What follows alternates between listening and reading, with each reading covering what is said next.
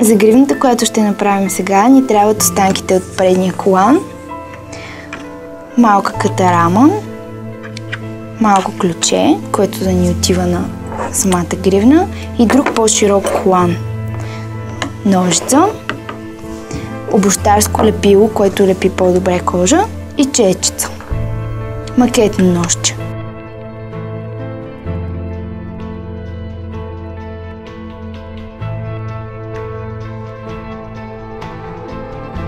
Първо ще премерим на една ръка, да видим колко дълго трябва да е.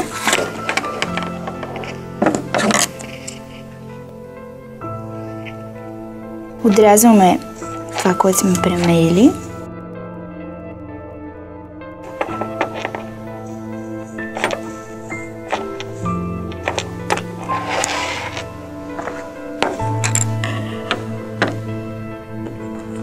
След това по него мерим колко да ни е дълъг и по-тънкия колан.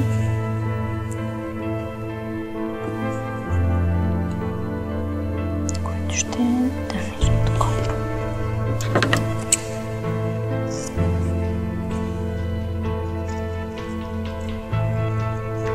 Отрязваме шеловете, защото ни трябва по-тънко коланче.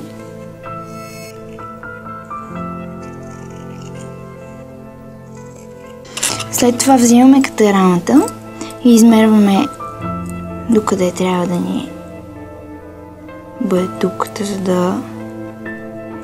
да го затворим, да го закачим. Правим дупка, за да може да закачим катарамата.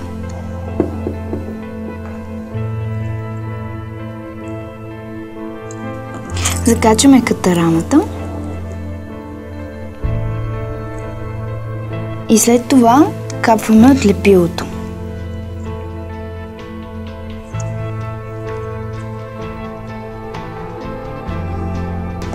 Изчакваме докато изсъхне.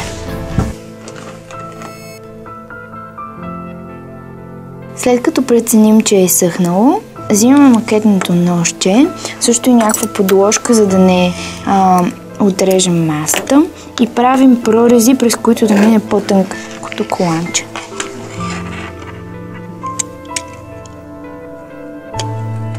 Преценяваме колко да е широко и къде точно да се намират.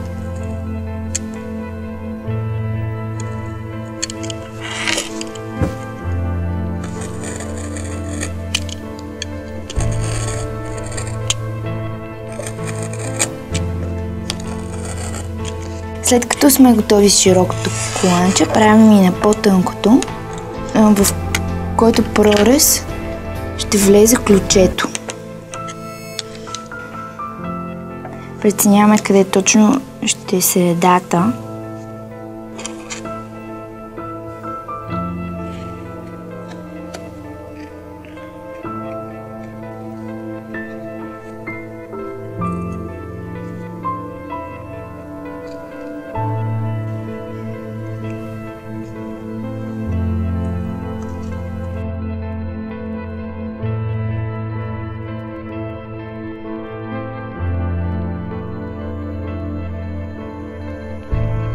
След като сме готови, може да сглобим гривната.